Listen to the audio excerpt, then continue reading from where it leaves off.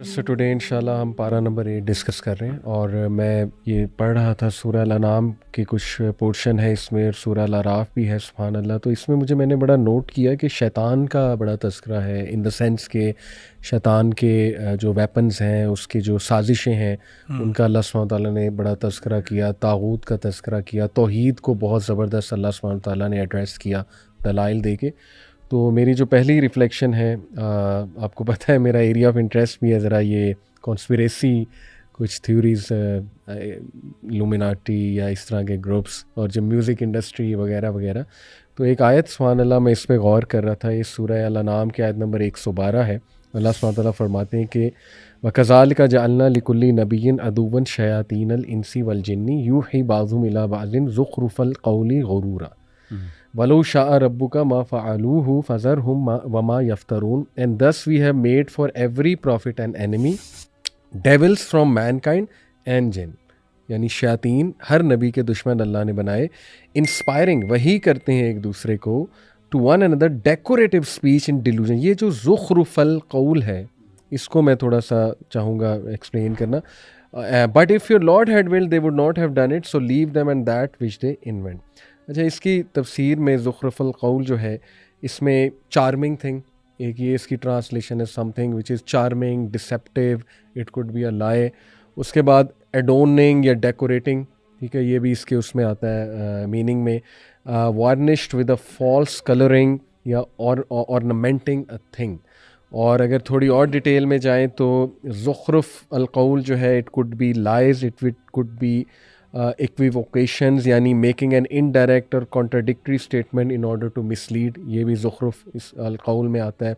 कंसीलमेंट्स आती हैं जिसमें मिस इन्फॉर्मेशन है कि जानबूझ के कुछ इन्फॉर्मेशन को ओमिट करना, कुछ को बताना।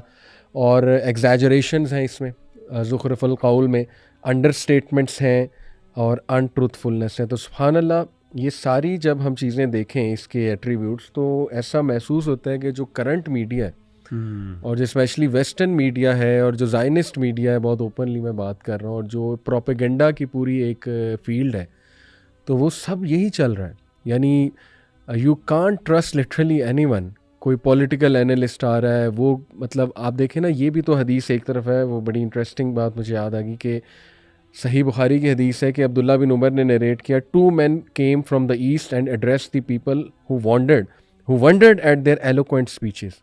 On that, Allah's apostle said, some eloquent speech is as effective as magic.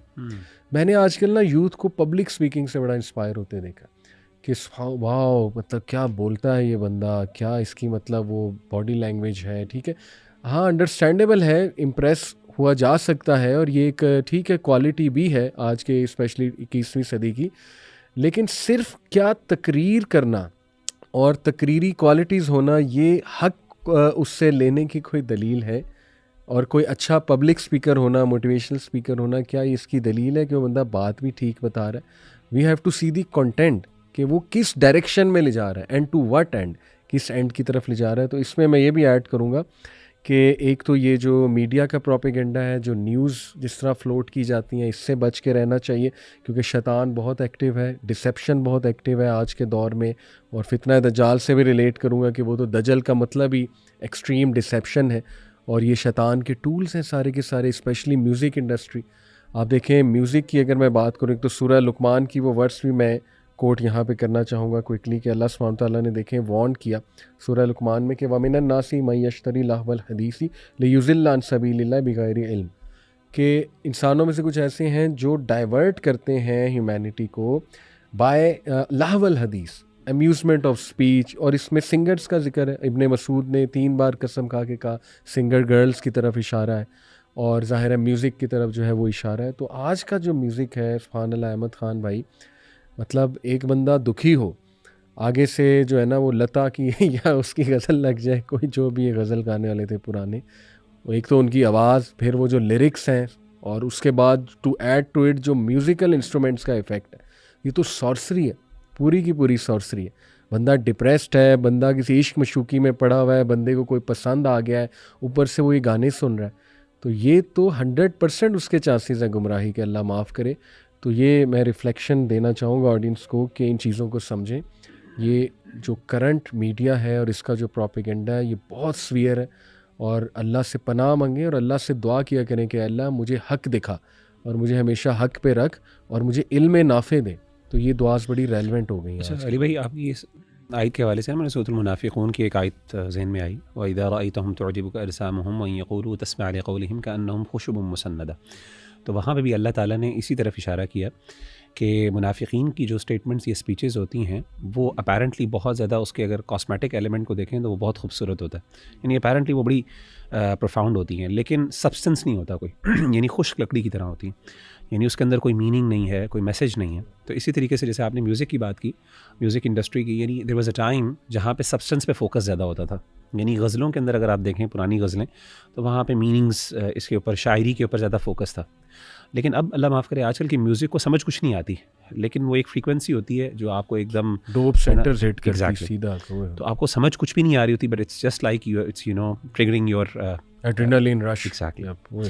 तो मुनाफिकीन भी सुभान अल्लाह यही हैं। और हमारे यहाँ आजकल इंस्पिरेशंस भी ये है कि बहुत ज़्यादा सोशल मीडिया की वजह से, आपने बताया कि मोटिवेशनल स्पीचेस जो हैं, इवन मैं अपने आप का मुहासबा नफ्स करना चाहता हूँ, बाज़ औक़ात कई दफ़ा हम लोग या फिर हमारा जो दीनी तबका है वो कई दफ़ा ऐसी वीडियोस प्रोड्यूस करता है जो अपेरेंटली बहुत ज़्यादा लोगों को हिट कर रही होती हैं, इमोशनल होती हैं, लेकिन कुरान और हदीस से वो सच ड्रिवन नहीं होती, यानी सब्सटेंस नहीं होता उसके अंदर। और हमारे यहाँ एक अहमद भाई एक फ़िरका भी रहा बहुत पहले, जैसे जिन्होंने बाकायदा, जिनके यहाँ ये नज़रिया था, पाया जाता था कि यानी दीन के लिए, दावत के लिए आप झूठ बोल सकते हैं, और वो कहानियाँ सुनाया करते थे, बहुत ज़्यादा उस्सास होते थे, और बाकायदा वो बहुत ज़्यादा, यानी they used to earn by it lot.